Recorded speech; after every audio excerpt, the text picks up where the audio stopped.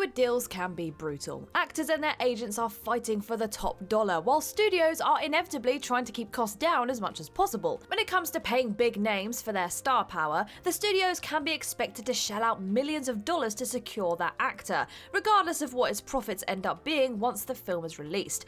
A lot of the time, these investments pay off, especially when increasing salaries of main cast members and huge franchises to continue their involvement. But sometimes the studios just don't want to offer what the stars think they're worth, and sometimes those stars walk out or are unceremoniously fired.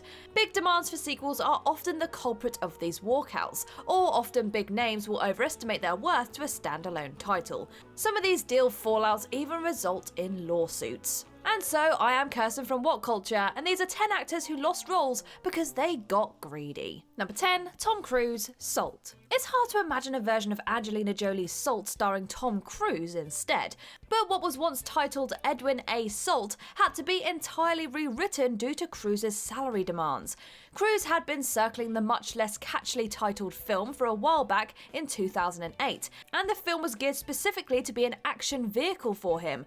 As one of the most famous movie stars on the planet, Cruise's salary was set at $20 million, a price the studio just couldn't agree to. The drastic rewrites that took place initially came from a suggestion that seemed for like 15 seconds to be an outrageous idea, according to director Philip Noyce, before realising how fantastic it was. While there's no way of knowing whether Edwin A. Salt would have been the financial success that Jolie's Salt ended up being, it's likely the same team had drawn up an equally thrilling version of the story for Cruise.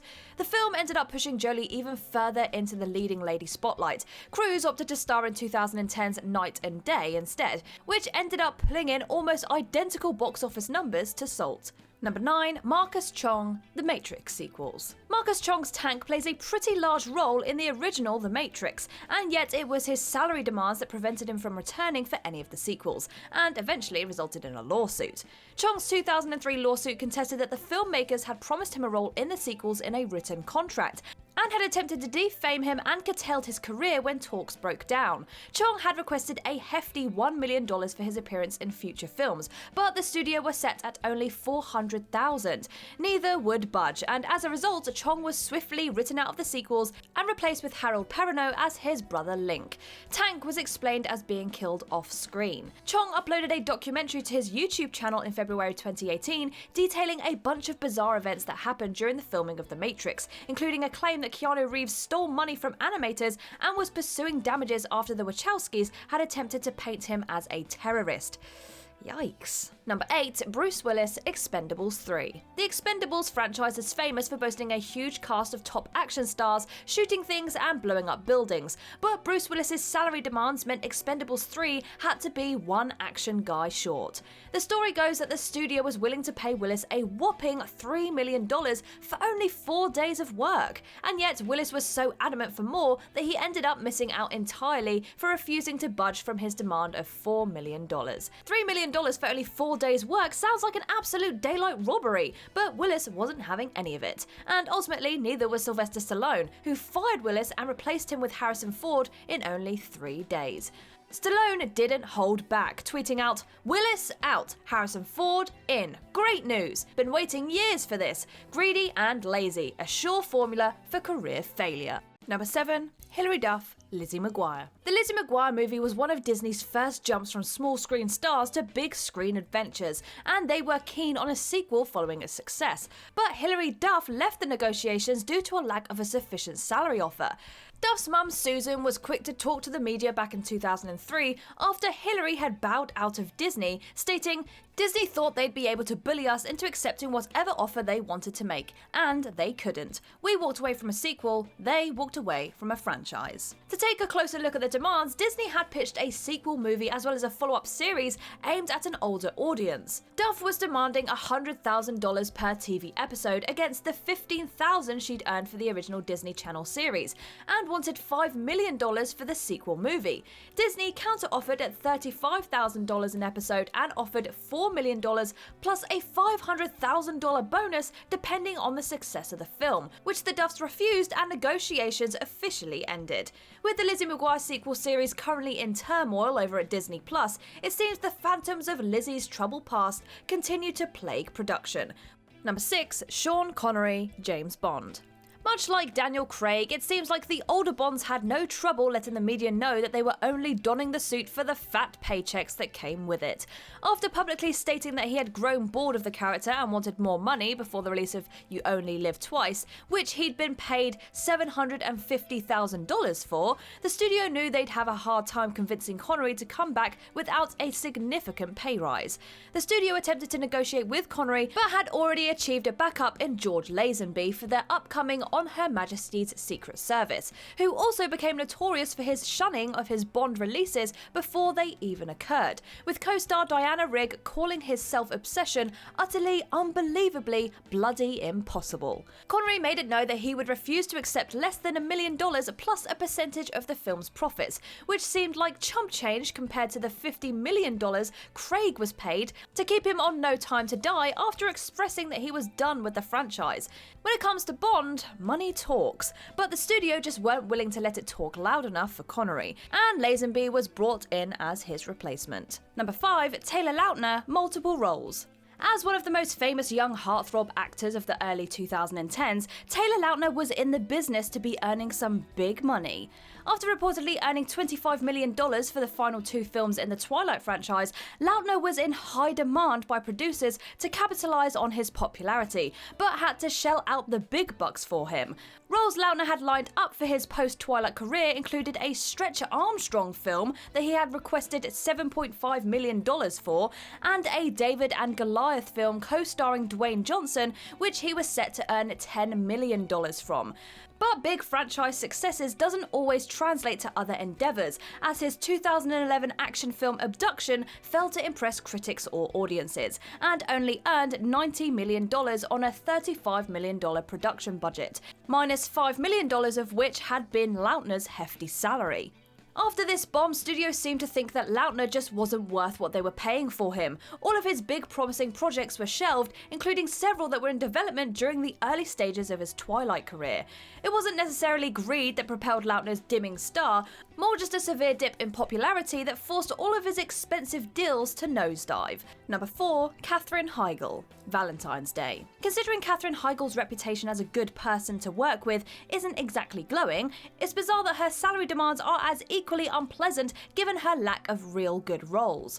Following her infamous shunning of Judd Apatow's Knocked Up during the film's release, Heigl garnered a reputation for being hard to work with, and job offers dried up pretty quickly, with her departure from Grey's Anatomy in 2010 being her last real lasting on-screen impression until joining the main cast of Suits for its 2018 to 2019 season. Despite not exactly being a critical darling, 2010's Valentine's Day was a box office hit, and could have kept Heigl's star alive in the rom-com realm she was known for. Heigl demanded an unbelievable $3 million for the film, which was far more than any other actor was demanding in a cast that included Taylor Swift, Bradley Cooper, Anne Hathaway, and even Taylor Lautner. Heigl would go on to star in the spiritual sequel New Year's Eve a year later, so clearly something got worked out in the salary department. Number 3, Crispin Glover, Back to the Future sequels. The story of Crispin Glover's falling out with the Back to the Future team is infamous, and even resulted in a lawsuit that set a precedent for the actor's representation on screen. The report is that Glover didn't like the script for Back to the Future Part 2, and demanded a $1 million salary to reprise his role against the $150,000 that he had initially been offered. To put this demand into perspective, Thomas F. Wilson, who plays Biff Tannen in the series, was paid $350,000 for the sequel, in which his character plays a significantly larger role than Glover's. The studio refused Glover's counter-offer and chose to continue production without him. According to Glover, he expected the filmmakers to recast his role, which he would have been completely fine with due to its legality. But the filmmakers instead dressed another actor up in such heavy prosthetic makeup made from an old cast of Glover's face to trick audiences into believing it was really Glover on the screen, which would result in the lawsuit. Number 2, Terrence Howard, Iron Man sequels. This one is a little hazy, as Terrence Howard's replacement in the Marvel Cinematic Universe as James Rhodes could be seen as less greed, more legal backtracking. Howard was paid $3.5 million for his role in the original Iron Man, and was pivotal to bringing in Robert Downey Jr. as the lead. Howard was promised an upgrade of $5 million for what was then a hypothetical sequel, but then producers told him that his role was being stripped back in the sequel and offered less money than was initially promised.